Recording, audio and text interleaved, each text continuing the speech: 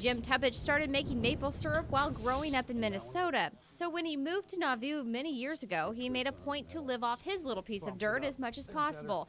And one way is through this grove of maple trees. Each year around this time when temperatures begin to get a little warmer, the tree starts to wake up, so to speak, and it'll start to send this sugar water to the leaves, the buds. And that's when it's time to put on the tap. Let's just put a little hole in here. Over the hours and days, he collects this clear sap, which tastes a lot like sugar water. The maple sap season is limited here in the tri-states, only in about 3 to 4 weeks. But in that time, he can collect enough sap to make himself syrup for the upcoming year. It takes a lot of sap to make 1 gallon of syrup. If you think about it, the equation is more like 40 to 1. Essentially, it takes 4 10-gallon containers like this full of sap to make 1 gallon of syrup.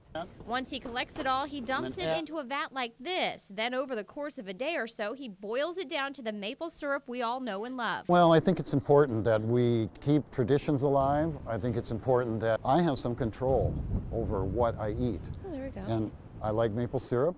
I don't use a lot of sugar, and so I make my sugar this way. I know what it is, and I know that it's good for me. Melissa Shriver, KHQA News, Nauvoo.